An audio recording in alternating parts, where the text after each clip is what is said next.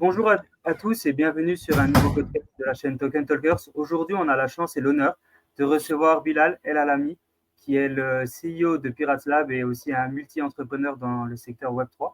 Comment ça va, Bilal? Salut les gars, honneur partagé. Écoute, ça va très très bien. Début janvier intense, petite grippe qui se couve, mais all good. Franchement all good. L'année 2023 était pas simple, mais on l'a plutôt bien fini. Et l'année 2024 a l'air beaucoup plus porteuse d'espoir. Donc on est sur le pont à se donner à fond pour pouvoir en profiter. Ok, trop bien. Bon, en tout cas, c'est vraiment un plaisir de t'avoir. Voilà, tu as un background incroyable dans l'écosystème Web3. On aura l'occasion d'en parler. Tu as fait énormément de choses. Tu as fondé beaucoup de choses et on a vraiment à cœur de pouvoir t'entendre parler. Et je sais que voilà, l'écosystème et les gens qui nous écoutent aussi, je pense que tu fais partie des monsieur Web3 de Ouais, ils m'ont l'écosystème. assez écouté l'écosystème. Essayons de parler à plus de gens encore. Exactement. Donc, continue à développer toute cette partie-là. Pour commencer, en tant que CEO de Pirates Lab, est-ce que tu peux nous expliquer un petit peu plus ton parcours jusqu'à Pirates Lab? Alors, je sais qu'il est immense, mais voilà, peut-être un petit peu ton rôle dans Ouais, les grandes l'écosystème étapes, les Web3. grandes étapes, les grandes étapes. Exactement. Mon parcours, il a d'abord été étudiant un peu comme tout le monde. Déjà, j'ai eu la chance un peu d'avoir une jeunesse un peu internationale. Je suis né en France, mais j'ai grandi un peu en Algérie avec mes parents, un peu aux États-Unis avec mes grands-parents, un peu aux États-Unis avec mes parents. Et du coup, j'ai déjà baigné dans une enfance assez internationale. Et, euh, et globalement, j'ai toujours été passionné d'entrepreneuriat. J'ai toujours voulu me dire qu'un jour, je crée ma boîte, j'essaierai de créer un service qui crée de la valeur aux gens et d'être reconnu pour ça, tu vois. Et, mais avant de jumper dans l'entrepreneuriat, je suis un peu suivi le moule classique. Donc, j'ai été diplômé, moi en l'occurrence, en physique et en mathématiques. J'ai aussi fait une école de commerce. Après l'école de commerce, je suis un peu rentré dans le moule, comme je disais. J'ai bossé pour une boîte de conseil, j'ai bossé pour une banque, essayer de me chercher, de comprendre au-delà du métier que je voulais faire, qui était entrepreneur, mais plutôt les secteurs où j'avais une affinité. Et le conseil, ça te permet, tu vois, d'être en face plein de clients différents et donc de pouvoir découvrir différentes industries. Et la banque, c'est aussi très spécial et il y a pas mal de subdivisions dans la banque. Donc j'ai essayé un petit peu tout ça. Mais pendant mon expérience dans la banque, j'ai eu l'idée de monter ma première boîte EquiSafe en voyant à quel point les fonds, ou plutôt les back-office des fonds d'investissement de cette banque-là étaient mal gérés. Mal gérés, j'entends que c'était vraiment très archaïque, avec des papiers, des coups de téléphone, des mails, des mecs qui se déplaçaient pour signer, etc. Et je me suis dit, bah tiens, c'est quand même important la finance, on va essayer de désengorger cette partie de l'investissement. Et c'est comme ça que j'ai eu l'idée de monter EquiSafe. L'idée assez naïve à la base, c'était d'utiliser la blockchain pour digitaliser des registres d'actionnaires, ce qui semble super intelligent puisque les registres d'actionnaires n'étaient pas digitalisés. Et puis il y avait une nouvelle loi qui s'appelait la loi DIP, dispositif d'enregistrement électronique partagé, qui permettait d'offrir cette opportunité business de digitaliser des titres financiers. Mais en fait, ça, c'est plutôt comment dire, un retour d'expérience entrepreneuriale. En fait, ta première idée, c'est jamais celle qui te fait vraiment gagner de l'argent. On s'est rendu compte que juste digitaliser des titres, ça apportait pas autant de valeur en soi, qu'en fait, ça s'inscrivait dans un process plus long, transactionnel, entre un vendeur, un acheteur, le vendeur à départ, qui sont valorisés avec un historique, etc. Et du coup, on a construit tout le logiciel pour pouvoir gérer tout ce processus transactionnel. Et c'est ce qui a donné EquiSafe. Et c'est comme ça qu'on a réussi à trouver ce qu'on appelle un product market fit, c'est-à-dire qu'on savait quoi dire, à qui le dire pour le closer. Et c'était pas juste lui dire on va digitaliser tes titres. C'était lui dire en fait, on a un outil logiciel qui s'occupe de toute la partie administrative et réglementaire de ton fonds d'investissement. Et en fait, c'est comme ça que les gens ont compris ce qu'on faisait. Et donc, tu vois, il y avait pas de blockchain dans mon discours, même si dans le logiciel, il y en avait. Il ne s'agissait pas juste dématérialiser des titres, il s'agit de gérer la vente, la mise en vente, la transaction, la récupération des valeurs comptables pour valoriser le truc, etc., etc.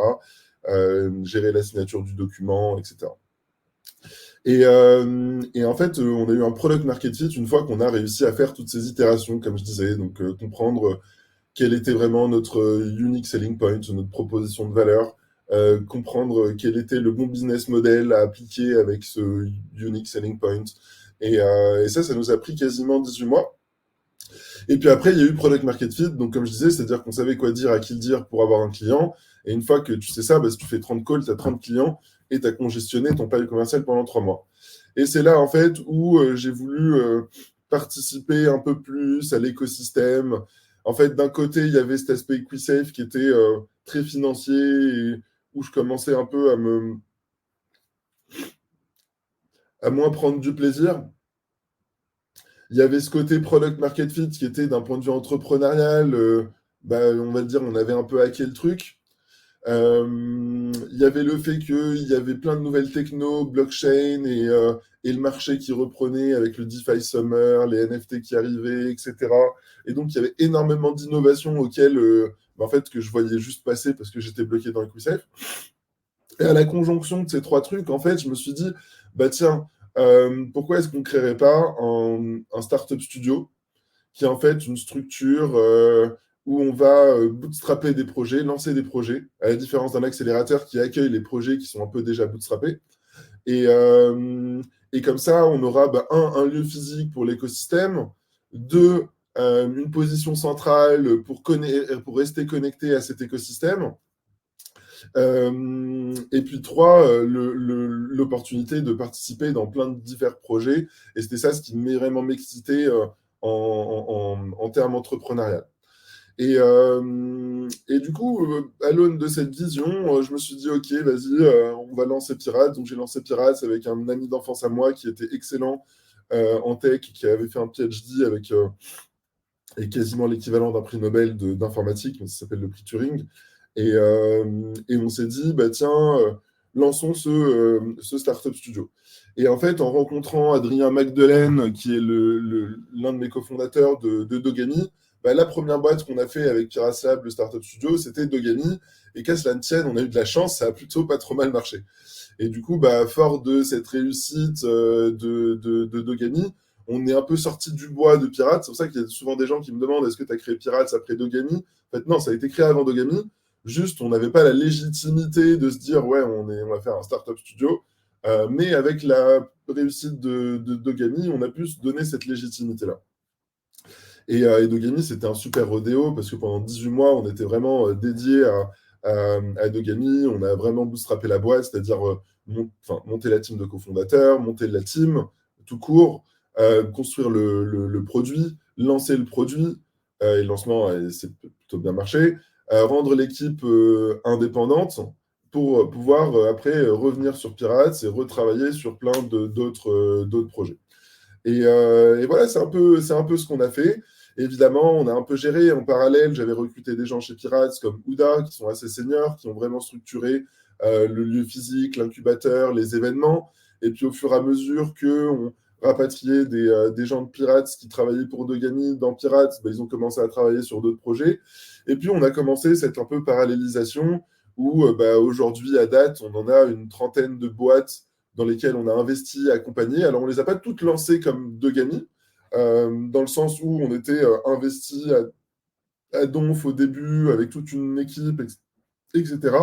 Parce qu'au sein de Pirates Lab, on a développé aussi un programme d'accélération où ben, on fait bénéficier des gens qui ne boosteraient pas leur projet avec nous de notre réseau de partenaires, de notre expérience, des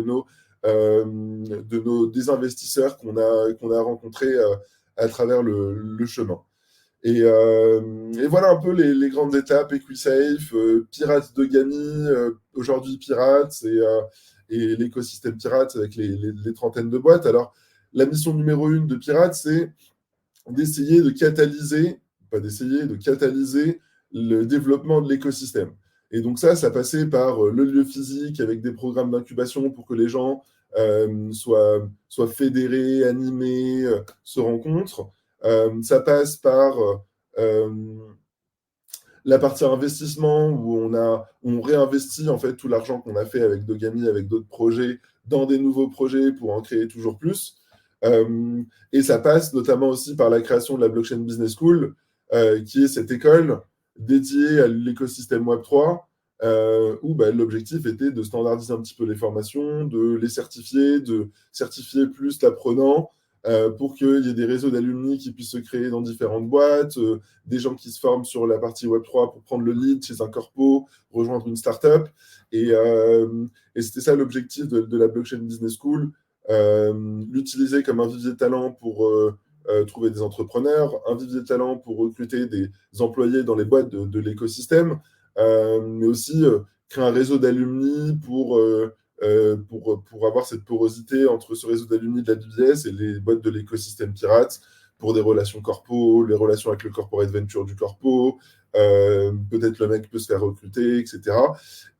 Ou du moins des retours d'expérience. Je ne sais pas s'il y a un mec qui était chez je sais pas, Total et qu'il y a un étudiant qui veut faire un truc sur les énergies, ben, peuvent aussi être mis en contact. C'est pas que pour pirates d'un point de vue, enfin, dans un mode pyramidal. Au contraire, c'est mutualiser le plus possible tout ce que chacun a appris ou a rencontré, ou qui a rencontré avec les autres membres de l'écosystème pirate.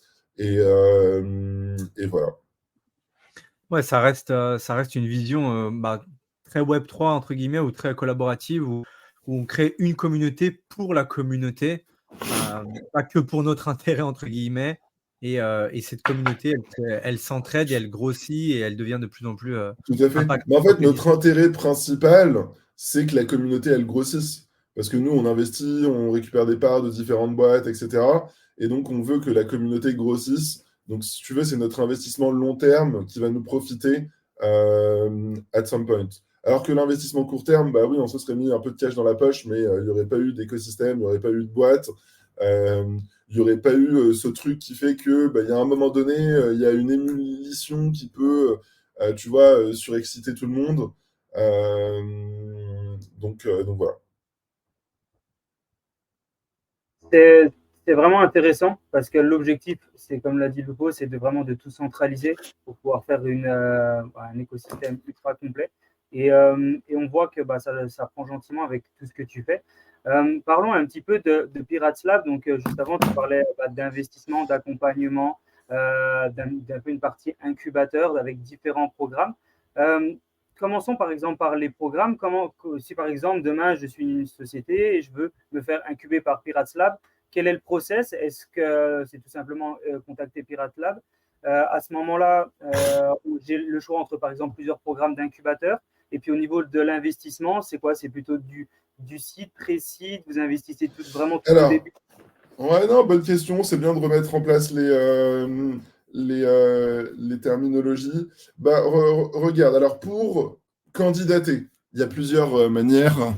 Tu as la manière, évidemment, tu contactes en direct quelqu'un de Pirates, moi, Ouda, Alexandre Caraco, notre directeur d'investissement, whoever.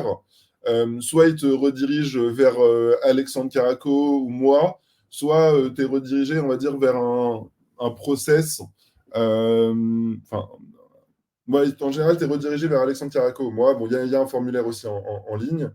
Et tu rentres dans un process en 3 étapes.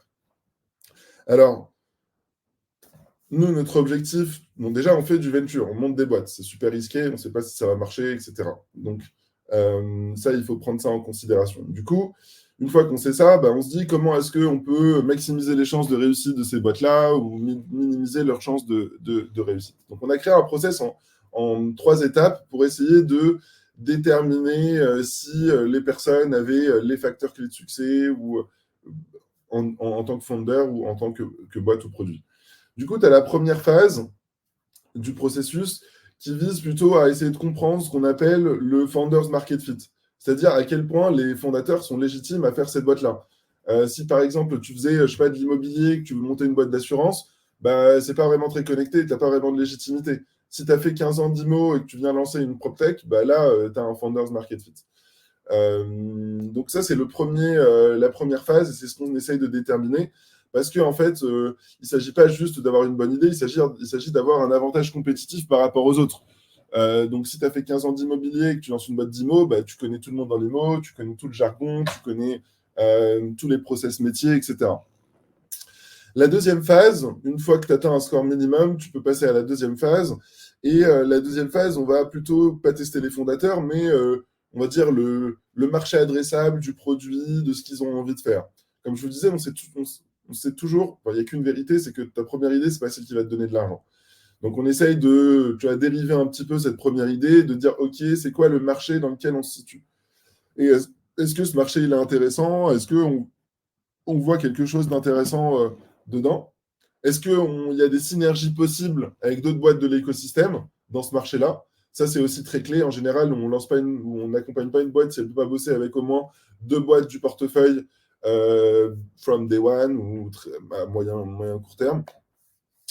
Et ensuite, une fois que tu atteins un score minimum là-dessus, bah, tu passes dans la troisième phase où là, elle est beaucoup plus longue. Le premier, c'est un formulaire et puis on fait notre étude en interne. Le deuxième, c'est un call de 2 heures où on challenge bien et on essaie de bien comprendre et de s'approprier le projet. Le troisième, c'est plus 2 semaines, 3 semaines de collaboration. En fait, là, il faut que donc tu vois, je te disais, on veut minimiser les risques d'échec ou maximiser les risques de succès en comprenant l'unfair advantage, l'avantage compétitif des fondateurs ou le marché. Et en fait, il y a le troisième truc, c'est est-ce que ça marche? Est-ce qu'il y a un fit pour bosser avec les fondateurs? Parce qu'on va passer du temps avec eux. Encore une fois, c'est du venture, c'est très jeune comme structure. Et donc, bah, on va beaucoup travailler ensemble, on va beaucoup échanger. Et là, ce qu'on juge, c'est 2-3 trucs du genre l'assiduité. Tu vois, on fait sur les 2-3 semaines différents points d'étape, call, et j'aime bien voir que les mecs, ils arrivent avec les notes résumées de la session précédente, avec un truc carré où ils t'exécutent tout ce qu'ils devaient faire, qu'ils prennent bien des notes, qu'ils aient la culture du feedback. Parce que des fois, tu sais, tu t'enflammes et en fait, le meilleur moyen de te faire redescendre sur Terre, c'est de se dire, mec, redescends sur Terre, là, c'est totalement hors sujet. Et à ce moment-là, il ne faut pas que tu te dises, non, non, non, non, non, mais mec, on va le faire, on va le faire. Tu vois, il faut que tu te dises, ouais, en effet, c'est peut-être hors sujet, vas-y, on dépriorise, on se focus sur ce qui est important. Et donc, si tu es capable de me répondre comme ça, tu as une assez bonne culture du feedback. Sinon, c'est que tu vois, tu es très entêté, tu vas en faire qu'à ta tête, et en fait, tout le temps que je vais passer avec toi, c'est une perte de temps pour moi parce que tu vas pas m'écouter, en fait. Je dis pas qu'il faut que tout le temps tu m'écoutes, mais si tu en fais qu'à ta tête, tu vois, c'est plus une collaboration. Donc, et c'est important parce qu'on va bosser avec eux dans le temps. Comme c'est du venture, bah, on a probablement vocation à être actionnaire 4 à 7 ans. Donc, on va être sûr qu'on s'entende avec les mecs. Et donc, pour ça, on a 10 templates de BP, de treasury management, de tokenomics, de game design, si c'est un game design, de marketing plan, de roadmap, de tout ce que tu veux. Et en fait, on leur dit, OK, maintenant, bah, remplis tous ces 10 templates avec ton projet. Et du coup, bah, là, on voit tout de suite si les mecs sont hands-on à manipuler des Excel, à pondre des slides, ou à tourner en rond et à te raconter des excuses, quoi. Donc, et donc, on les pousse aussi vraiment. Là, c'est la phase où je suis le plus pas cassant, parce que tu vois, j'essaie d'être bienveillant, mais où je suis le plus direct, où j'essaie vraiment de les pousser dans leur retranchement, où je leur dis, OK, bah, vous allez me faire ça pour demain soir, envoyez-le-moi demain soir. Et du coup, j'essaie de vraiment les pousser pour voir si les mecs pètent un câble, s'ils sont résilients, s'ils ont la culture de feedback, s'ils travaillent vite, etc., etc. Et donc voilà, à la fin de ces 3 étapes, bah, globalement, on te fait un deal en fonction de ce qu'on pense pouvoir t'apporter, ce que tu apportes à l'écosystème, et voilà. Et donc le deal, il y a 3 catégories de deal. Il y a la catégorie de deal studio. Si là, c'est nous qui avons l'idée, qui te recrutons, ou que tu arrives avec une idée et qu'on te la structure pour toi, bah là, je considère que tu vois, on est cofondateur. Donc là, on prend en moyenne 15% d'equity, on met 250 000 euros, 300 000 euros, on s'indique d'autres business angels avec nous pour avoir plus de cash, on les aide la boîte à être créée, à lever des fonds, à récupérer de l'argent des subventions de la BPI, etc. Et ça nous donne, on va dire, un budget de 500 000 euros pour commencer à bootstrapper le truc. Donc là, c'est les boîtes comme Dogami, les boîtes comme Intercellar, les boîtes comme Secured, etc. Ensuite, tu as la deuxième phase qui est l'accélérateur. L'accélérateur, on a entre 2 et 7% d'equity en fonction de la maturité des fondateurs, de la boîte, du produit. Et on met un petit ticket de 50, 100 000 euros, ça dépend. Et donc là, tu es dans le mode accélérateur. Donc, tu arrives avec une boîte plutôt déjà avancée, tu as ton cofondateur, peut-être 1 ou 2 employés, mais tu as besoin d'accélérer sur ton développement tech, ta structuration, de l'aide sur ta levée de fonds, etc.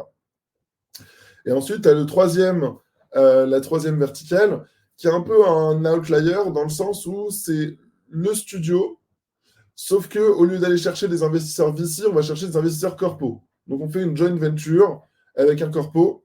Et donc, là, soit le mec arrive avec un use case vraiment très jeune et on lui dit, tiens, en fait, on a parlé avec ce corpo, il veut le faire. Donc, viens, on fait entre toi, moi et le corpo. Donc, une sorte de tripartite. Donc, tu vois, là, c'est vraiment comment est-ce qu'on mutualise les connaissances, l'information qu'on recueille dans le marché, dans l'écosystème, pour maximiser les chances de réussite d'un projet. Genre, il y a un mec qui vient avec un projet d'assurance et j'ai entendu un assureur qui voulait faire ça. J'essaie de les connecter parce que c'est une énorme chance pour le fondateur d'avoir l'assureur avec lui et c'est une énorme chance pour l'assureur d'avoir un fondateur qui est prêt à se dédier au projet. Et donc, du coup, ça, on le rentre dans la partie corporate studio parce que c'est une boîte qui va être financée par le corporate. Et donc, voilà un petit peu les 3 programmes. Et voilà, comme je disais, ça dépend de si tu arrives avec une boîte ou la maturité de ta boîte. Ça dépend de la maturité des founders. Si c'est genre votre deuxième boîte et que vous avez vendu la première, on est moins légitime à vous prendre beaucoup d'equity. Si vous n'avez jamais créé de boîte, que c'est votre première boîte, on sera plus légitime à prendre plus d'equity parce qu'on prend plus de risques, on va passer plus de temps avec vous. Et voilà, donc maturité des fondateurs, maturité du produit, maturité de la boîte. Et en fonction, on vous dit dans quel programme vous fitez le mieux. Et on essaye de négocier un deal. Après, tu pouvais demander à toutes les boîtes de pirates, on n'est pas du tout greedy. Il y en a même plusieurs qui disent putain, vous n'avez pas assez d'equity pour toute la valeur que vous nous avez apportée. Donc ça, c'est bon, c'est plutôt positif. Et voilà. Ok, on va dire que c'est ultra précis, parce que là, au moins, toutes les personnes qui veulent envoyer leur dossier à Pirates Lab, au moins, vous êtes au courant de ce qu'il faut faire. Je pense que Bilal a précisé tout ce qui est nécessaire, et on voit que il y a du contenu, de la qualité, du suivi. Comme tu l'as dit, vous n'abusez pas au niveau de, même si vous êtes dans le vin, vous n'abusez pas. Au maximum, on parlait de 15%, ce qui est vraiment pas grand-chose. Et effectivement, vous pourriez être beaucoup plus gourmand avec la valeur que vous apportez. Donc c'est top. Et là, vous êtes lancé depuis maintenant 2 ans et demi, hein, c'est ça? Ouais, exactement. Un peu plus de 2 ans. Ça se passe super bien. On a 30 boîtes dans l'écosystème. Elles ont généré plus de 45 millions de CA en cumulé. Elles ont levé plus de 60 millions de CA en cumulé. Elles emploient plus de 250 personnes dans l'écosystème. Donc ouais, ça commence à être cool. Là, sur les 7 derniers mois, il y a une boîte de pirates qui a levé par mois. Donc tout le travail de fond qui a été fait pendant le bear market commence à porter ses fruits et du coup, c'est très positif. Donc voilà, il y a une boîte qui est morte sur 30-31 qu'on avait testé, qu'on a décidé d'arrêter. C'est vraiment pas beaucoup. Hein. Parce qu'on sait que c'est tellement risqué, surtout que l'accompagnement que tu fais, il démarre tout au début. Donc à l'endroit où c'est le plus risqué. Alors effectivement, il y a toute la partie analyse que tu as expliquée, mais le risque, il reste encore présent. Et quand tu en as une sur 30 qui plante ou qui ne va pas jusqu'au bout, qui ralentit et que vous vous séparez, c'est vraiment pas beaucoup. Donc bravo pour ça. On voit que le travail qui est mis en place par toi et les équipes, il est bien fait. En parlant des équipes, vous êtes combien au sein de Pirates Lab à accompagner tout le monde, à mettre en place tout ce que vous faites? Alors, dans Pirates, on est 16-17. On va dire qu'il y a un bon 2 tiers de gens plutôt techniques et un bon tiers de gens plutôt opérationnels, stratégiques, finance. Donc, globalement, pour résumer, on rend 5 services à nos boîtes.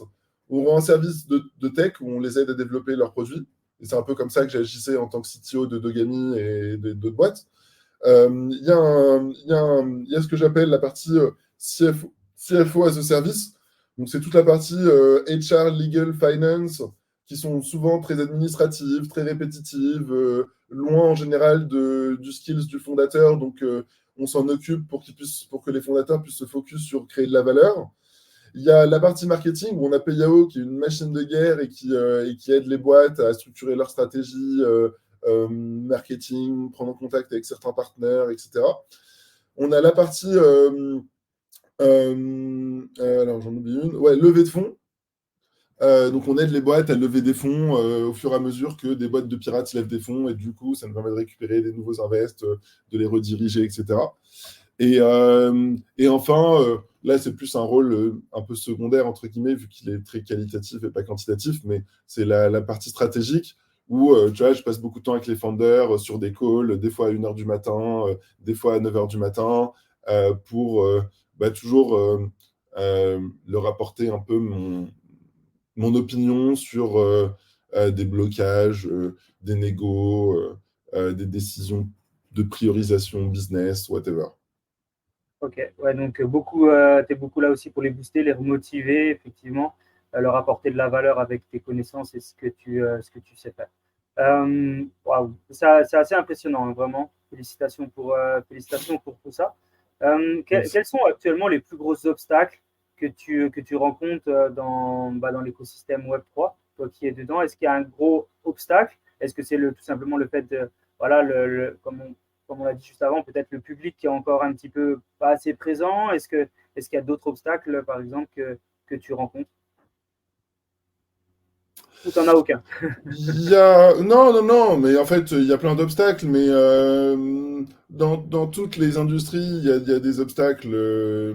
Il faut pas s'arrêter là. Les obstacles, bah, il y a un peu une épée Damoclès réglementaire qui traîne au-dessus de tout le monde, même si moi je suis d'avis de dire, tu vois, l'Europe, c'est pas les États-Unis et l'AMF, ils n'ont pas le budget pour attaquer tout le monde, donc il faut plutôt être dans une approche expérimentale, mais transparente, que d'être dans une approche de crispation jusqu'à avoir absolument toutes les autorisations. En fait, moi, ce que j'ai compris aussi, c'est que quand tu vas voir des organes gouvernementales, bah, elles-mêmes, elles n'ont pas ta compréhension.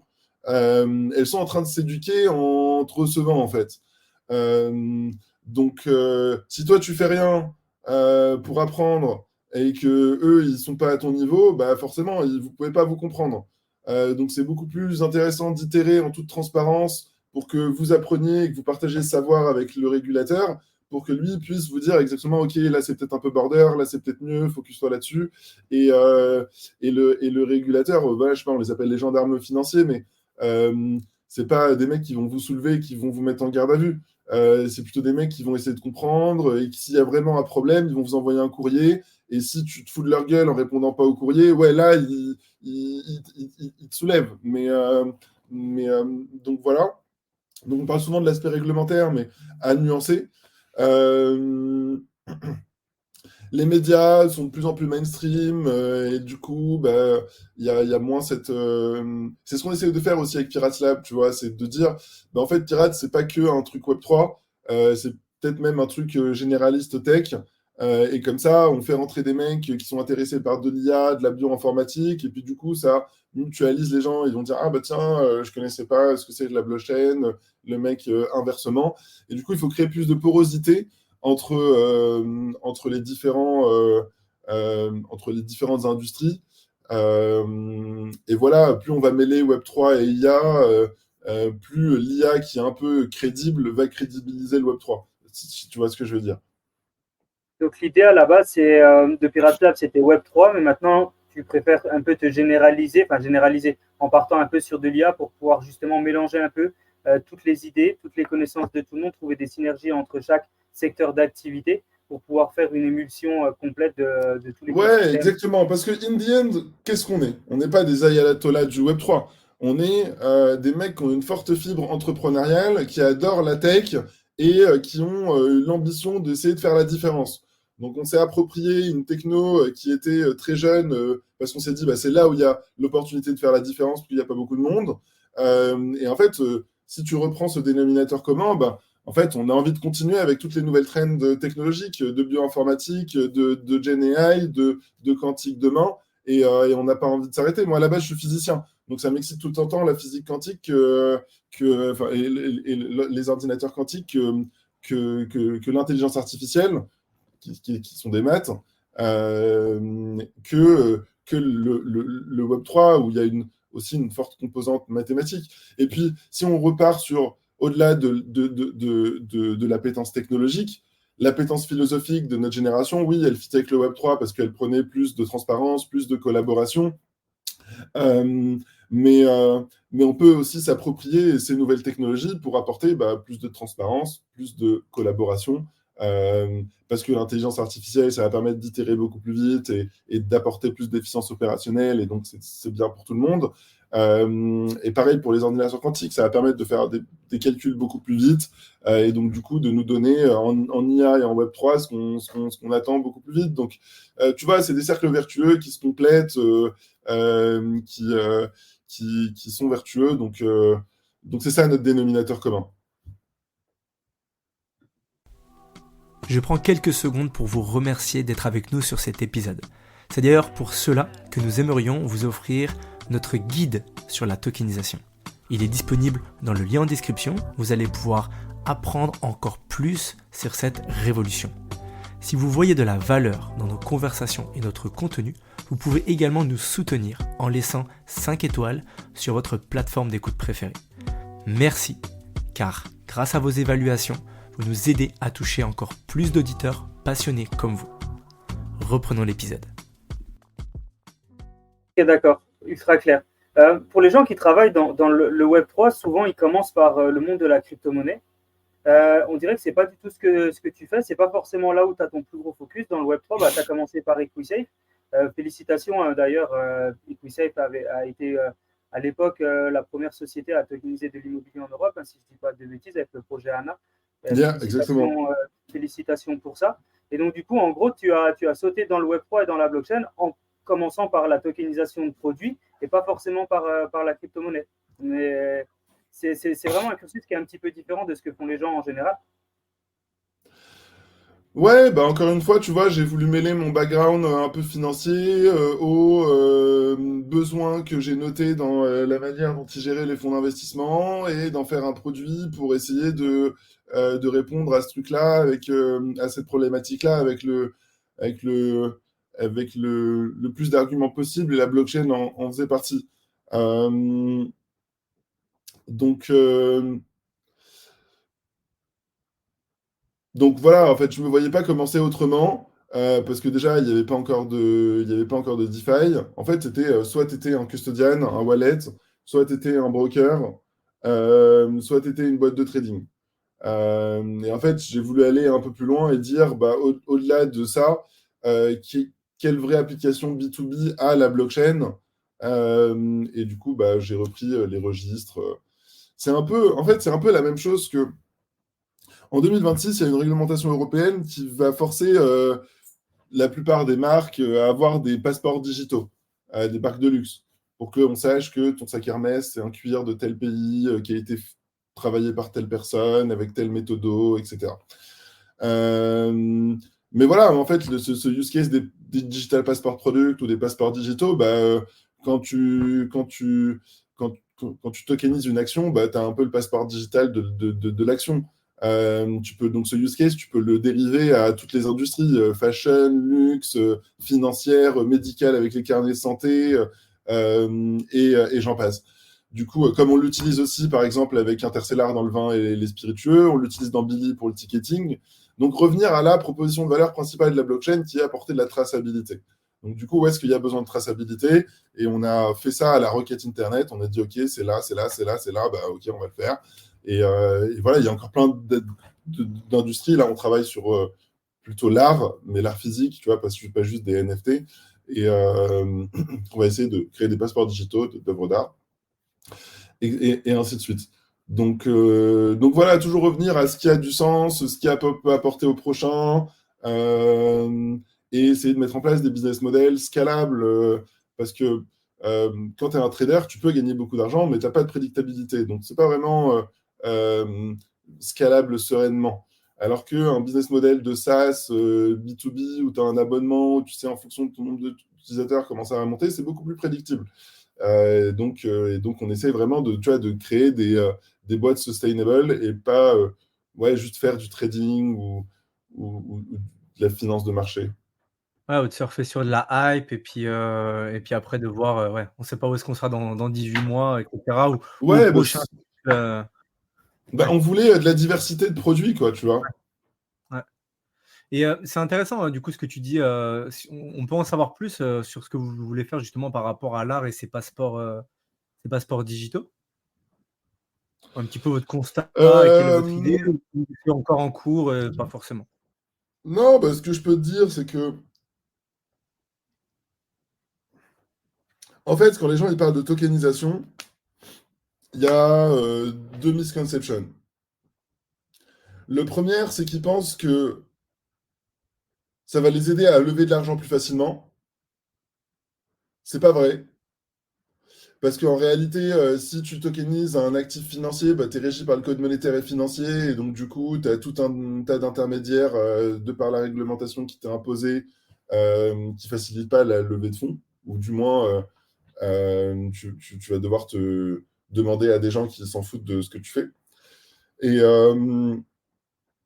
le deuxième, c'est que, comme je vous disais dans mon retour d'expérience d'EquiSafe, c'est que les gens pensent que la tokenisation en elle-même, c'est la valeur.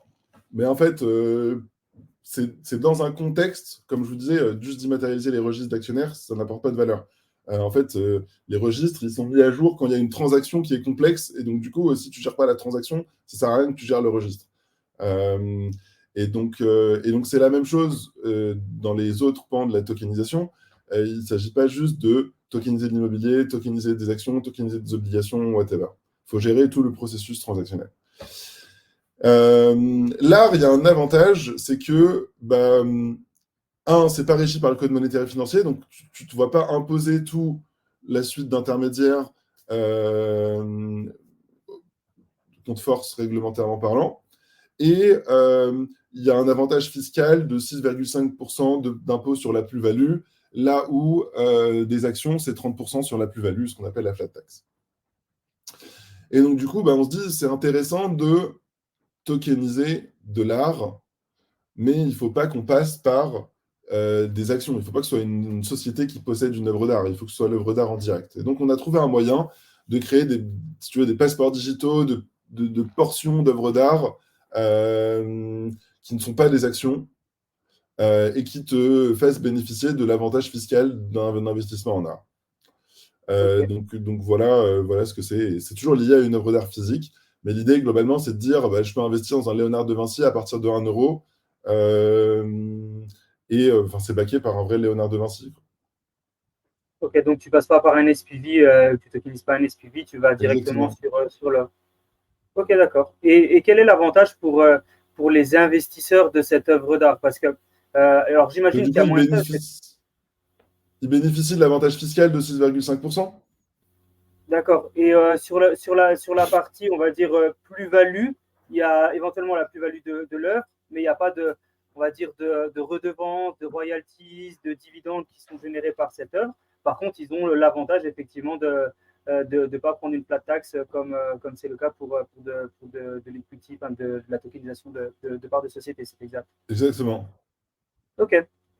Ouais, c'est super intéressant. Donc, si moi, demain, j'ai un Picasso et je veux venir le digitaliser, est-ce que c'est quelque chose qu'on peut déjà faire ensemble? Ouais, ce sera ready dans 2-3 mois, je pense. Ok, bien joué. Mais ouais, globalement, c'est ça. Tu as un Picasso, euh, tu veux le vendre. L'avantage dans notre méthode, c'est que tu n'es pas obligé de vendre 100% du truc. Tu peux vendre juste 80% et garder 20%. Ou vendre que 30% et garder 70%. Et du coup, tu nous remets en custody l'œuvre d'art. Nous, on la liste sur notre plateforme, on la sécurise. Et toi, tu as une portion des tokens. Ils sont tradés, etc. Et puis à un moment donné, il peut y avoir un mec qui rachète tous les autres tokens ou on remet en vente l'œuvre d'art et on donne l'argent à tout le monde en fonction du prorata de token qu'il a. Et donc, comme ce n'est pas des véhicules d'investissement ou des sociétés, l'opérateur Donc le mec qui veut vendre son œuvre d'art, il n'est pas régi par le code monétaire et financier, donc c'est plus facile de trouver de la liquidité. Et l'investisseur, il achète une part d'œuvre d'art où il aura 6,5% d'impôt sur la plus-value. Ah, je pense vraiment que c'est le futur aussi des œuvres d'art, de passer par la digitalisation. L'avantage du passeport digital, je l'imagine, c'est que dedans, tu as tout ce qui est certificat, etc. Souvent, les gens qui veulent investir dans l'art, ils ont peur parce qu'ils ne savent pas si c'est une copie, parce que même des fois, les experts, ils se trompent au niveau des copies, etc. Si vous, dans ce passeport digital, vous avez toute la traçabilité de l'œuvre, limite depuis sa création jusqu'à maintenant, avec tout ce qui est certificat d'authenticité. La vérité, c'est que... Alors, ouais, en fait, tout ce que tu peux faire... Alors, ça dépend. Si l'artiste, il est encore vivant, évidemment, tu as le certificat original qui est backé par le mec vivant, etc. Si le mec n'est pas vivant, en fait, tu n'as que des faisceaux d'indices. Alors, déjà, stratégiquement, nous, on va commencer avec des mecs vivants, un peu connus, histoire qu'il n'y ait pas du tout d'embrouille sur la provenance de l'œuvre. Après, l'objectif, c'est d'aller un petit peu plus crescendo, etc. Mais évidemment, on va se baquer. Mais en effet, sur des toiles qui ont 300 ans, tu n'as que des faisceaux d'indices. Tu ne peux pas être garanti que c'est une vraie toile. Mais bon, tu as plutôt des faisceaux d'indices qui te confortent plus ou moins. Ok. Bon, en tout cas, c'est vraiment une des tendances actuelles du Web3. Est-ce qu'il y a d'autres tendances actuelles, donc à part éventuellement la tokenisation, etc. Est-ce qu'il y a d'autres tendances que tu vois gentiment émerger, qui ne sont pas encore assez populaires dans l'écosystème Web3, toi qui est un petit peu, qui est un petit peu au fait, qui est vraiment partout sur tous les sujets, et avec Pirates, tu suis des plus ou moins jeunes, mais des personnes qui ont sûrement des esprits qui vont à 1000 à l'heure et qui ont tout le temps des idées. Est-ce qu'il y a des tendances que tu vois qui pourraient être des futures tendances de l'écosystème Web3?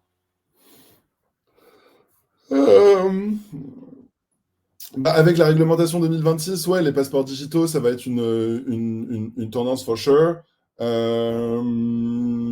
Les use cases qui mêlent Web3 et IA, il va y en avoir de plus en plus parce que la blockchain peut certifier l'information qui va être moulinée dans des modèles d'IA, etc. Et c'est très complémentaire et il y a plein d'applications dans les biopharmaceutiques pour créer des documents, des médicaments dans les assurances pour calculer les primes d'assurance, etc. Donc plutôt des use cases B2B. En fait, j'ai envie de dire que maintenant, c'est la place aux use cases B2B. Jusqu'à maintenant, on avait beaucoup de use cases B2C, tu vois, la DeFi, les NFT, le gaming, les jetons de gouvernance. Et j'ai envie de dire que là, on va rentrer dans une phase beaucoup plus B2B, de maturité, tu vois. Ok, effectivement, je pense que l'IA blockchain, moi, j'ai pas encore entendu beaucoup de sociétés qui liaient les deux. Et je pense que ça va être vraiment quelque chose d'intéressant aussi pour les futures choses. Toi, actuellement, comme tu es quand même un petit peu un investisseur dans l'écosystème, est-ce qu'il y a quelque chose avec ton expérience d'investisseur dans lequel tu veux absolument aller, ou des choses qui te disent, OK, moi, dans mon expérience, je sais que ça, c'est carré. Alors, tu parlais du Founders, de sa qualité de Founders. Est-ce qu'il y a effectivement sa vision, ce qu'il veut faire, mais est-ce qu'il y a aussi, d'après tes expériences, des choses et des leçons peut-être que tu as tirées, où tu te dis là j'irai plus jamais, ou d'autres tu dis voilà, ça, à chaque fois que j'y vais, je trouve que ça se passe bien, soit lié à... Ouais, si tu veux. D'ailleurs, je l'ai dit hier. Tous les gens qui me disent faites-moi confiance, c'est red flag direct, mec. Tellement de gens m'ont dit fais-moi confiance, et je dis ok, vas-y, je te fais confiance, et en fait, je l'ai dans l'os. Ouais, c'est un gros red flag de dire faites-moi confiance. En fait, si t'es serein, t'as pas besoin de dire faites-moi confiance. Et si on en arrive au moment où tu dois dire faites-moi confiance, c'est que c'est un peu déjà la merde. Donc ouais, ça c'est un premier exemple. Les gens qui disent faites-moi confiance, c'est pas bon signe. Ouais, en général, c'est pas là où tu vas en premier. Ok, mais c'est vrai que le faites-moi confiance, c'est des choses qu'on entend assez souvent, nous, avec Lupo, et on parle avec des gens où ils sont une société, ils disent non, mais j'ai tout dans ma tête, faites-moi confiance, je sais que ça va marcher. Ouais, ok. Si t'as tout dans ta tête, ça veut dire en 10 minutes, tu peux le mettre sur un papier, quoi. Donc mets-le sur un papier en 10 minutes. Exactement. Oui, mais j'ose pas trop en parler. J'ai peur qu'on me copie l'idée, qu'on me pique. Voilà, je pense que tu l'as eu 1000 fois Ouais. cette chose-là. Et bon, c'est assez rigolo. C'est assez rigolo. Donc toi, quand tu as fondé EquiSafe, vraiment ton objectif principal, c'était de trouver des synergies vraiment entre le secteur financier et le registre des mouvements de titres des sociétés pour pouvoir Exactement. faciliter tout ça. Au jour d'aujourd'hui, EquiSafe, si peut-être tu as des chiffres en tête, c'est combien de sociétés accompagnées? Je crois qu'à un moment, vous aviez dépassé Waouh. les 1 milliard d'actifs sous gestion, quelque chose comme ça. Enfin, ce pas des actifs sous Ouais, gestion. ouais, ouais. J'ai pas les derniers chiffres en tête, mais ça doit accompagner entre 5 et 7 nouveaux clients par mois facilement. Et en fait, maintenant, elle est un peu indépendante avec WeSafe, dans le sens où elle gagne de la thune toute seule. Pirate lui envoie des clients de l'écosystème pour structurer le truc. Mais oui, on doit, je sais pas, avoir dépassé les 350 clients. On doit peut-être être à facile 3,5 milliards d'actifs sous administration. Euh, je sais pas, il y a plusieurs dizaines de millions de volumes de transactions sur la plateforme. Ouais. Ah, bravo. Bravo.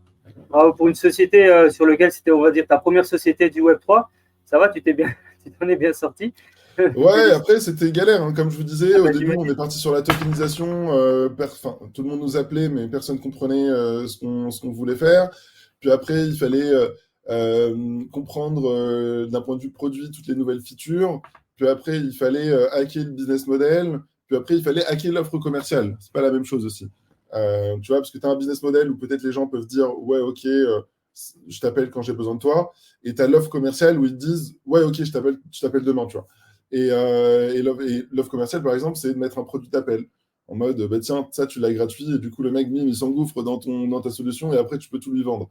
Donc, hacker tous ces trucs, c'était dur, et ça vous pousse dans vos retranchements, parce que même toi-même, à un moment donné, tu te dis, putain, mais est-ce que j'y crois, il faut que j'y crois encore ou pas?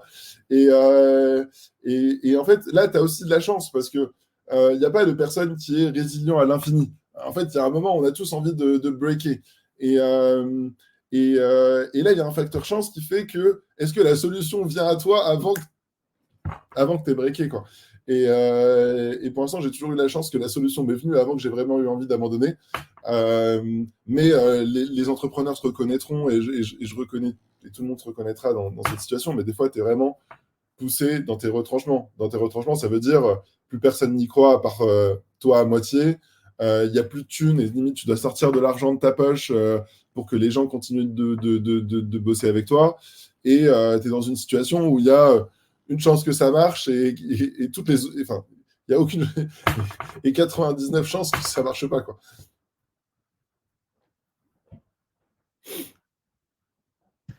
Ouais, mais ça, ouais. Tous ceux qui ont, comme tu dis, tous ceux qui ont entrepris et qui ont porté des projets beaucoup plus hauts, enfin, qui ont eu énormément d'ambition et qui se sont mis des objectifs tellement hauts que, enfin, comme tu dis, personne n'y croyait au début. Et même pendant que ça se fait, il y a des gens qui n'y croient pas ou tu es tout le temps là en train de lutter, etc. C'est, ouais, Non. on connaît ça, on connaît ça. Ouais, non, non, c'est clair. Ouais, c'est pas la même chose. Après aussi, tu as les problématiques de ta vie privée, vie professionnelle, Ouais. ton équilibre, les gens autour de toi qui comprennent pas. Euh, donc, ouais, Il y a voilà. cette grosse phase, il y a cette grosse phase d'incompréhension dont on peut parler très souvent. Et c'est marrant parce que des fois, on entend, moi j'écoute pas mal de podcasts voilà, de CEO, etc., des gars. J'écoutais j'ai perdu son nom, mais le gars qui a créé Aircall la dernière fois, qui dit voilà, qui a une licorne, Ah ouais. etc. Et tu l'entends maintenant, c'est incroyable, c'est génial, etc. Mais quand il parle des moments dark aussi, il y a plein de monde qui voudrait pas être dans ces moments dark et qui aurait break bien avant. Donc en fait, ça fait partie du jeu, quoi, on va dire. Ça fait partie des règles. Ouais, ça fait partie du jeu. J'en vois après qui regrettent, faut rien regretter. En fait, alors juste là, excuse-moi, je m'étale parce que je partage mon expérience entrepreneuriale, mais je Avec pense que plaisir, c'est important. bien sûr. Tu sais, tu as souvent des gens qui pensent que s'ils entreprennent et que ça marche pas, ils ont perdu, je sais pas, les 2 ans d'année de salaire, d'expérience dans leur ancien boulot où ils auraient pu prétendre à des positions plus importantes, etc. Et donc, tu vois, ça les démoralise. Mais en fait, moi, ce que je leur dis, c'est que non, t'as totalement faux, mec. Parce que là, tes 2 ans que t'as fait en entrepreneur, peut-être ça va pas marcher, mais tu as rencontré tellement de gens, tu as développé tellement de new skills, je sais pas, à pitcher des invests, à trouver des invests, à recruter des gens, à manager des teams tout seul, à te lever le matin, à travailler tout seul, etc. Que en fait, si tu retournes dans ta boîte, pour moi, on va te proposer un taf meilleur que le mec qui a fait la track linéaire. Tu vois. Et en tout cas, moi, on m'a proposé des trucs de malades mentaux. Mais juste limite même des salaires auxquels je ne pensais pas que je pouvais prétendre tout court. Tu vois, je savais même pas qu'un partenaire, ça pouvait être payé autant et on me propose un poste de partenaire et je suis là en mode attends, mais j'ai pas fait 20 ans dans ta boîte de conseil, pourquoi tu me proposes un poste de partenaire? Donc, et des salaires, enfin, on a fait des jobs en France, aux US, au Middle East, stratosphérique. Et donc, du coup, pour moi, vous n'avez rien à perdre et tout à gagner à vraiment être dedicated parce que tu apprends tellement de trucs. Tu sais, c'est comme quand on est étudiant et en fait, le moment où on fait vraiment un bond de maturité quand on est étudiant, moi je l'ai vu, ça c'est mon opinion, mais vous me dites, c'est quand on va à l'étranger pendant le semestre à l'étranger.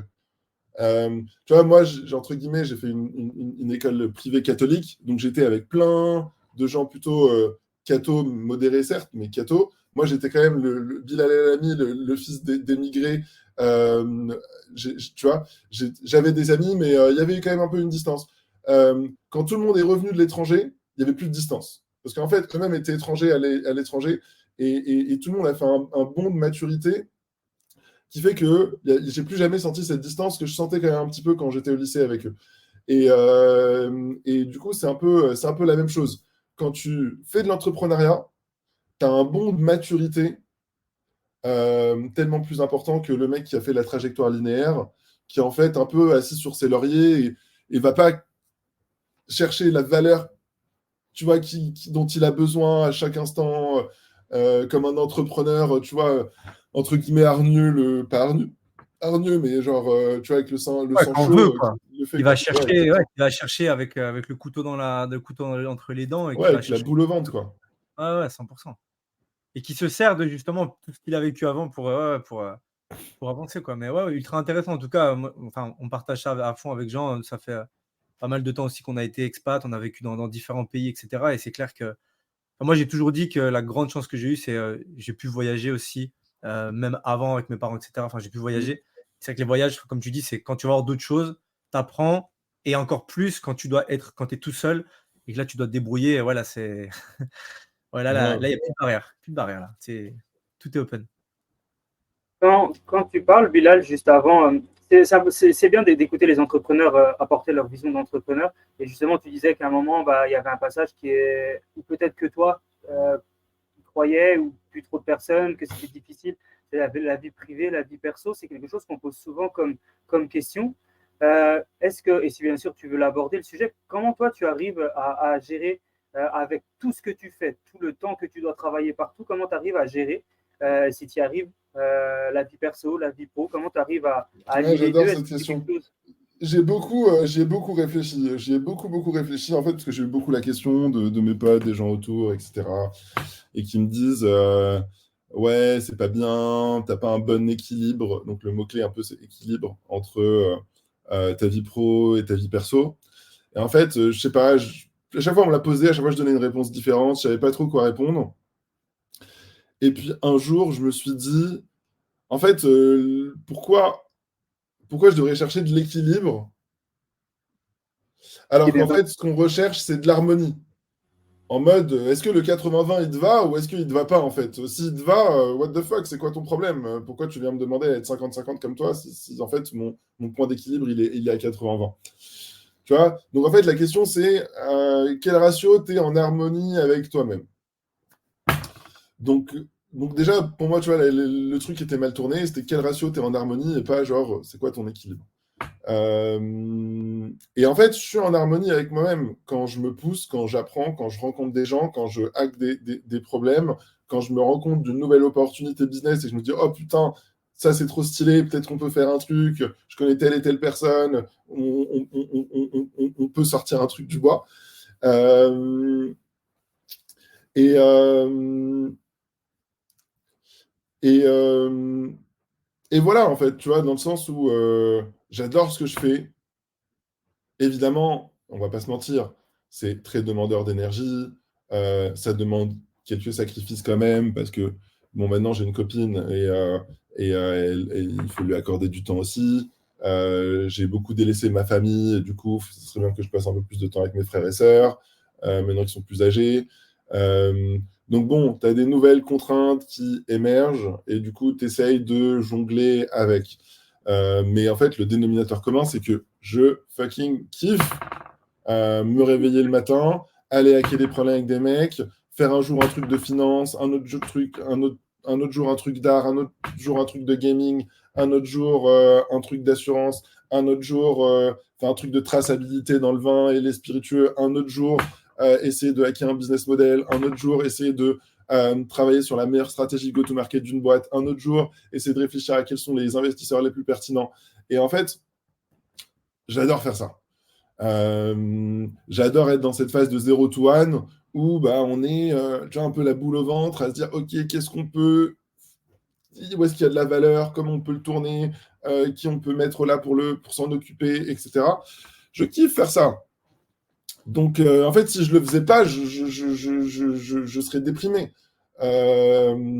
Donc ouais, des fois je suis fatigué, je passe mon week-end à dormir, ça me fait du bien. Mais voilà, je kiffe faire ça et pour l'instant, j'ai pas envie d'arrêter de le faire. Et, et ça me va très bien comme ça.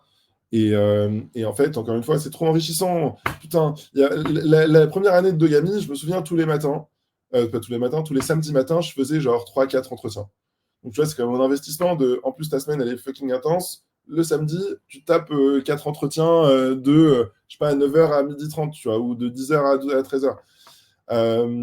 Mais en fait, j'ai rencontré des gens tellement stylés, dont certains bossent encore avec moi aujourd'hui, sans qui j'aurais pas pu lancer telle boîte qui nous a apporté trop de valeur avec leurs tokens ou avec leurs produits, et ainsi de suite, tu vois.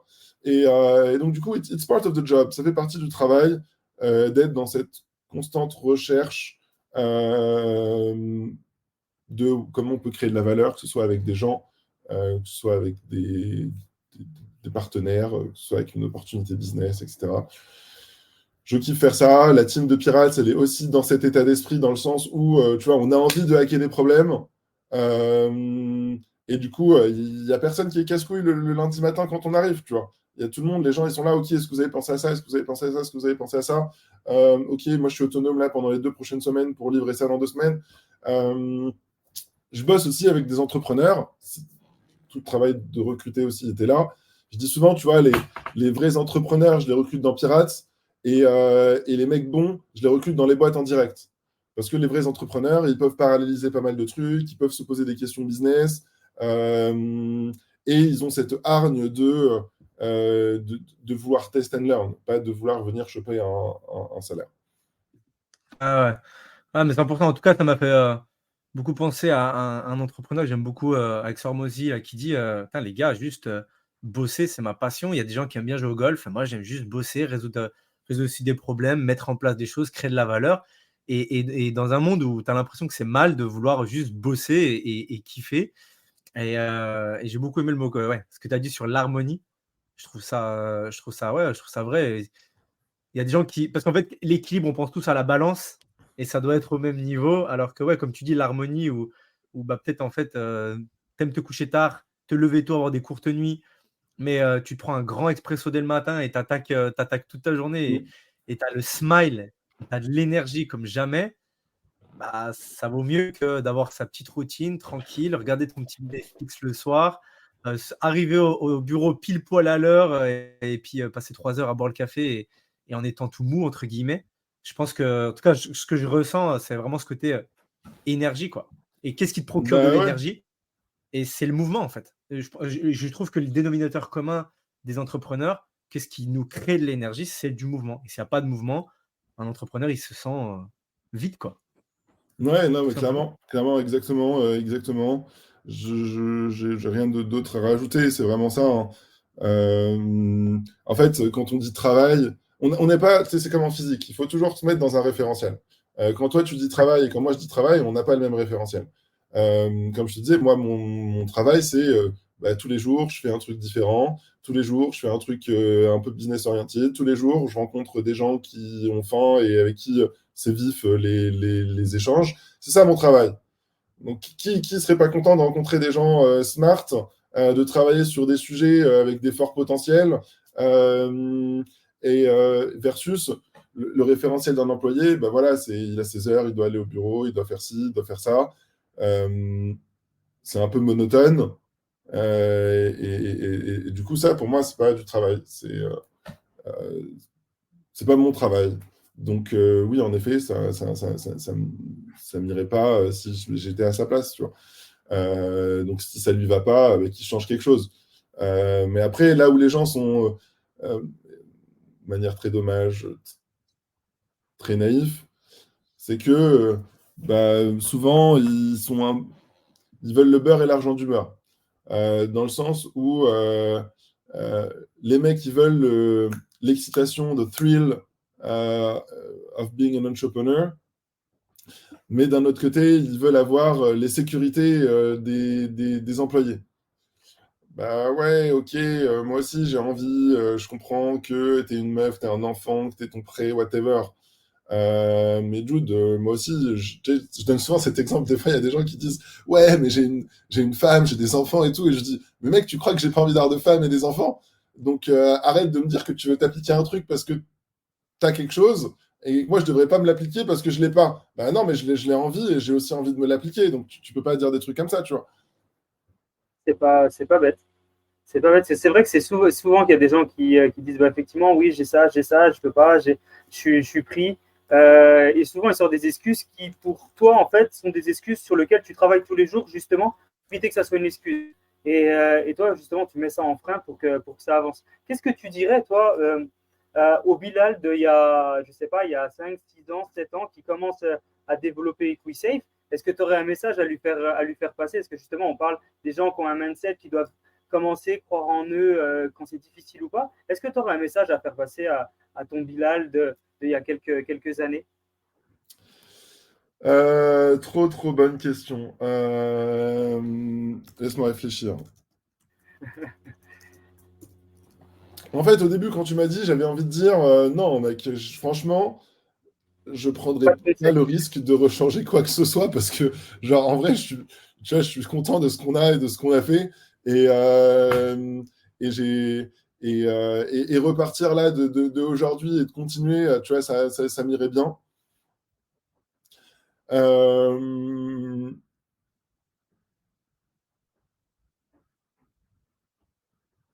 En fait, quand tu me poses cette question-là, il y a un autre truc aussi qui me vient en tête, c'est tous les bons moments.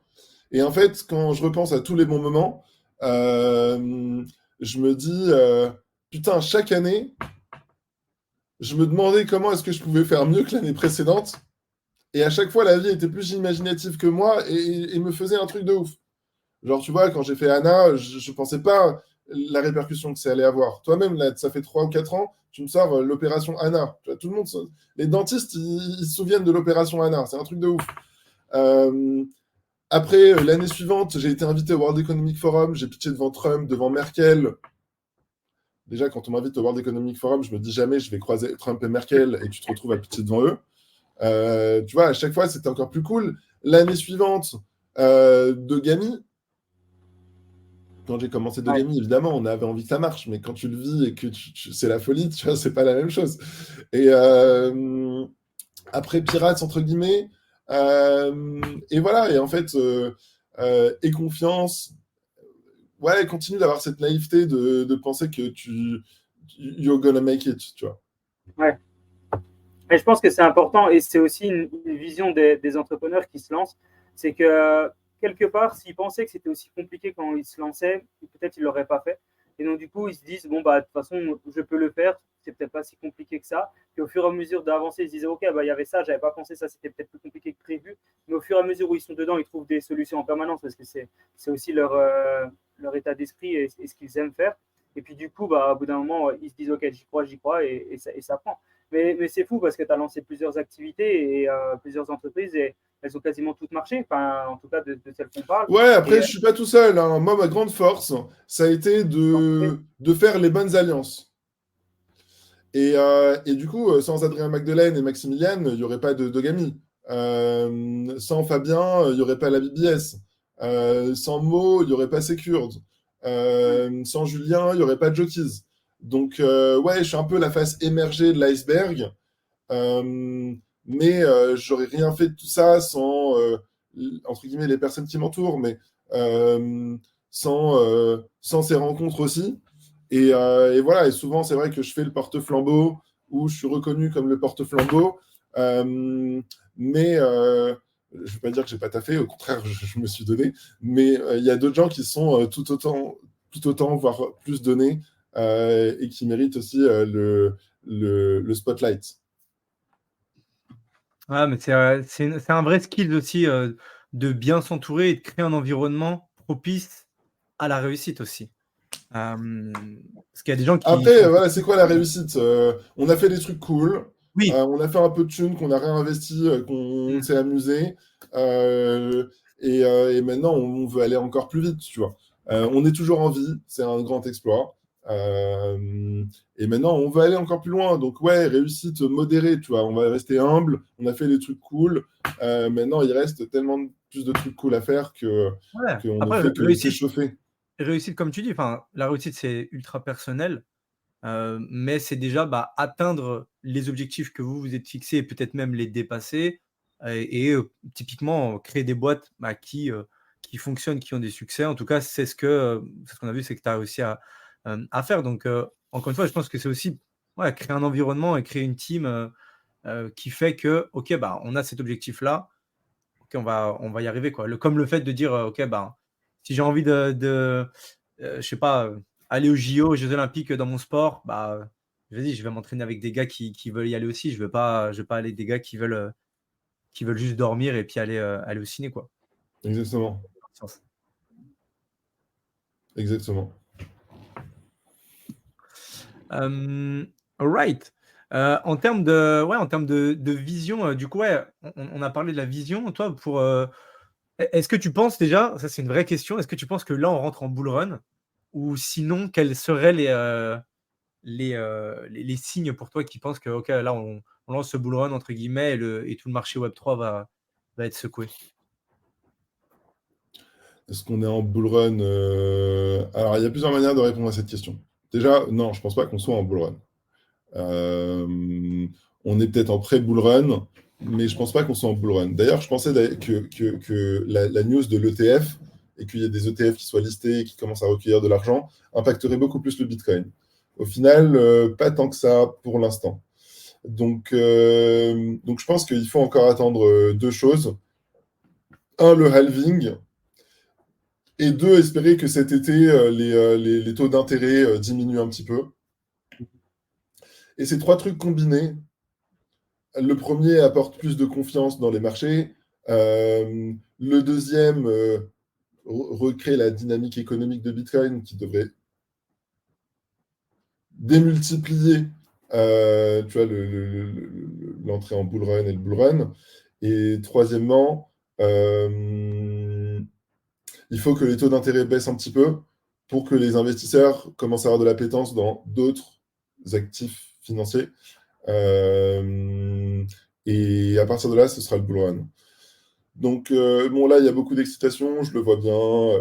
Plein de boîtes qui essaient de faire des launchpads, des token sales, des listings, des trucs de dégénérés.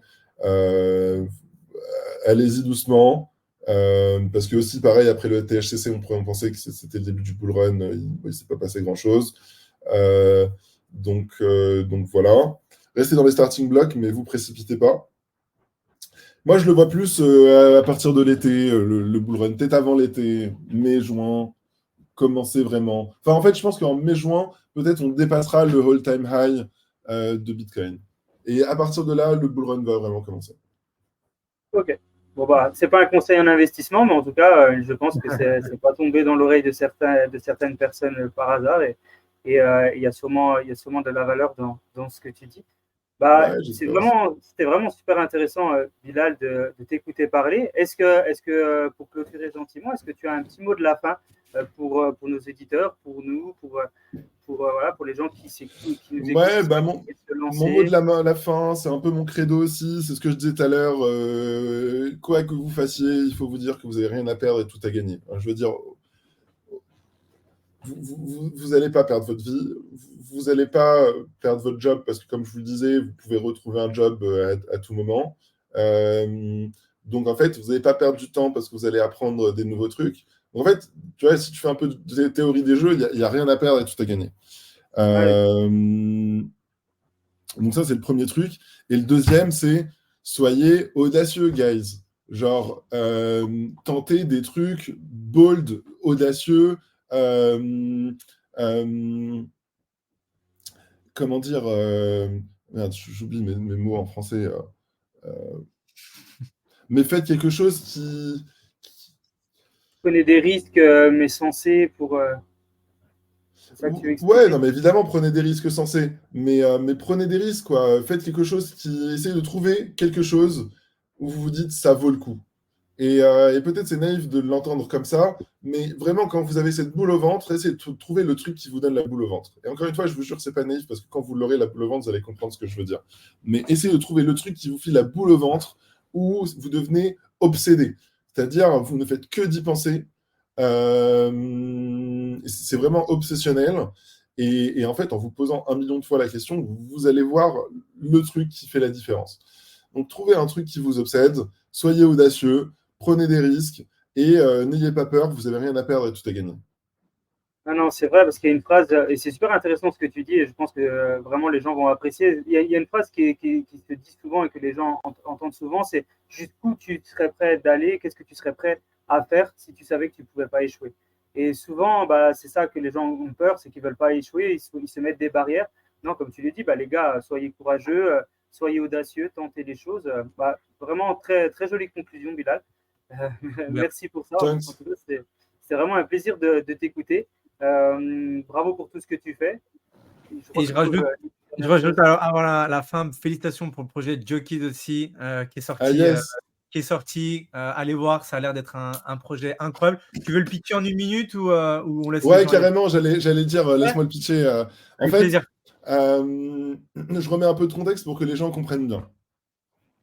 Quand tu joues à des jeux de fantasy game, c'est basé sur la donnée réelle. Donc, à l'image du football, comme il y a des matchs que entre le mercredi et le dimanche soir, bah du coup, tu ne peux jouer que entre le mercredi et le dimanche soir. Et donc, en fait, quand tu crées un jeu de fantasy, tu veux te créer de la récurrence, tu veux trouver un sport où il y a de la récurrence de jeu pour que les mecs puissent jouer plusieurs fois.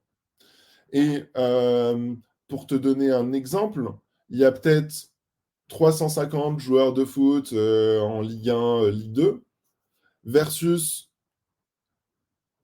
1500 jockeys dans l'hippisme. Et il y a peut-être, je sais pas, 150 jours ou 100 jours de match, là où il y a plus de 355 jours de course dans l'hippisme. Donc, tu as à la fois plus de jockeys et à la fois plus de jeux, plus de courses de cheval, qu'il n'y a de joueurs de foot et de matchs de foot. Donc, on adore l'hippisme et surtout la verticale des jockeys, parce qu'un jockey, ça court 3 à 4 chevals par jour. Il y a des jockeys qui courent 1500 fois dans l'année. Il n'y a aucun joueur de foot qui joue 1500 matchs. Et du coup, il y a une récurrence de malade mentale avec l'hippisme et les jockeys. Donc ça veut dire que les gens vont pouvoir jouer, aligner des cartes plus souvent et pas attendre entre le dimanche et le mercredi à s'oublier si on compare par rapport au foot. Le deuxième, c'est que l'hippisme, c'est quand même connoté bar tabac, PMU, parieur, tu vois. Ces mecs-là sont quand même des spéculateurs. Et je trouve que ça fit beaucoup avec une partie de l'univers Web3 qui est spéculatif. Et donc, tu vois, la base traditionnelle de l'hippisme,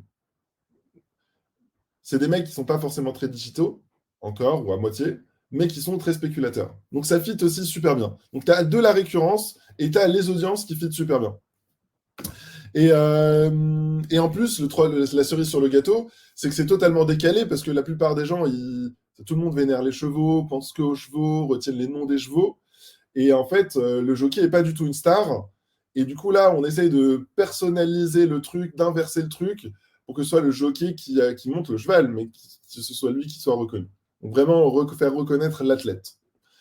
Et j'aime bien parce que c'est, encore une fois, c'est vraiment décalé. Tout le monde s'en fout des jockeys dans l'hippisme. Les gens, ils parlent que des entraîneurs, des écuries, du cheval. Le jockey, personne n'en parle. Du coup, c'est bien décalé. Et donc, on s'est proposé de faire un projet là-dessus. On a eu la chance de rencontrer Tipeee, parce que Tony Parker, il est à fond dans les chevaux. Il a une écurie qui s'appelle Infinity Nine Horses, des haras, donc c'est là où tu accouples les chevaux. Il a des chevaux de course. Il a gagné des prix assez connus avec ses chevaux.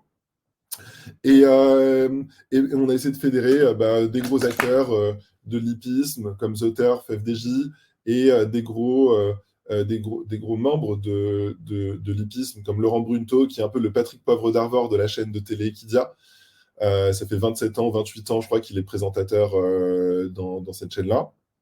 Et donc voilà, donc Jockeys, pour récapituler le truc très rapidement, c'est un jeu de fantasy sport, donc basé sur des données réelles, où on va aligner des cartes de jockey qu'on peut évidemment aussi collectionner. Et comme je le disais, l'avantage du jockey, c'est de courir quasiment 1000-1500 courses par an, et donc on va pouvoir réutiliser sa carte plusieurs fois, et qu'il y a des courses du 1er janvier au 31 décembre, non-stop, et donc on va pouvoir l'utiliser dans plein de compétitions différentes, vu que chaque jour, il y a plein de compétitions. Donc voilà ce que c'est Jockeys. Et c'est aussi un jeu qui est solidaire, vu qu'on redistribue une bonne partie des revenus à la filière équine, comme on dit.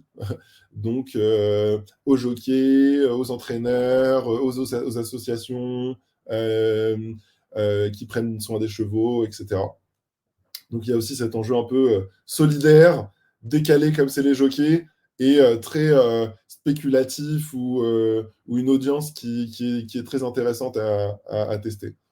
Avec une nouvelle source de revenus pour les jockeys, pour toute la partie hippisme, mais très intelligent, parce qu'effectivement, souvent, on peut se dire qu'il y a des personnes qui n'ont peut-être pas assez de revenus. On parle peut-être tout ce qui est autour des jockeys, mais comme tu parlais, c'est très intéressant. Donc, apporter une nouvelle source de revenus, c'est super intelligent. Bravo. Ouais. Bravo, Bilal, pour ce projet. On va mettre aussi les infos en tout cas du jockey. Ouais, ce serait trop cool, comme c'est sorti hier. Et en fait, ce que je voulais rajouter, c'est que là, c'est un peu une morale aussi à l'entrepreneuriat. Souvent, les entrepreneurs, tu vois, ils veulent être très indépendantistes.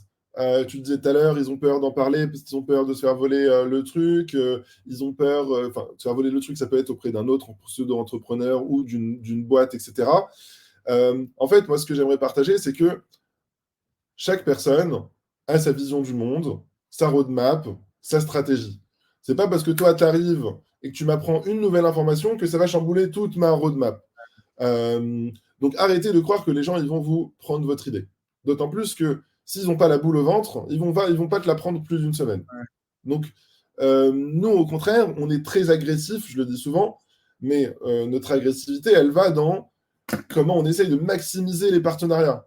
Tu vois, et maximiser les partenariats, ça veut dire quoi ? Ça ne veut pas dire juste essayer d'aller faire des partenariats, c'est faire des deals pour closer ces partenariats.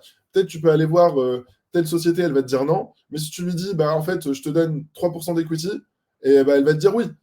Donc, il faut trouver la manière intelligente de créer les partenariats qui sont importants, genre Tipeee, genre The Turf, FDJ, dans le cas de genre Laurent Brunto, dans le cas de Jockeys. Et ça maximise les chances de réussite de votre projet. Ça ne les minimise pas. Et quand vous partagez la valeur, vous donnez de l'equity ou vous trouvez des deals comme ça, vous alignez les intérêts. On a tous intérêt à ce que ça marche, le truc, vu qu'on est tous incentivés dans le bordel.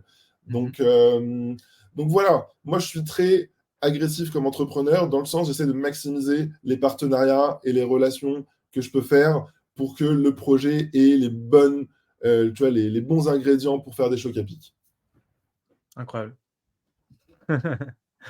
Et on aime tous les chocs à pic. All right, guys. Take care, Bilal. Merci beaucoup. Yes. Non, je vous en prie, merci à vous, c'était super cool, les gars. À très vite. Bravo Ciao, pour ciao. tout. Yep. Take care. Avant de nous quitter, un rappel essentiel pour celles et ceux d'entre vous qui envisagent de franchir le pas vers la digitalisation de leurs actifs.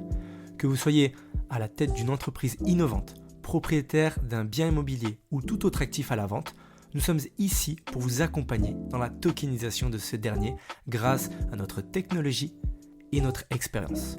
Rendez-vous sur le lien dans la description de ce podcast pour découvrir comment nous pouvons transformer votre vision en réalité. Encore une fois, merci d'avoir été avec nous aujourd'hui. N'oubliez pas de vous abonner et de partager ce podcast autour de vous si vous avez apprécié notre contenu.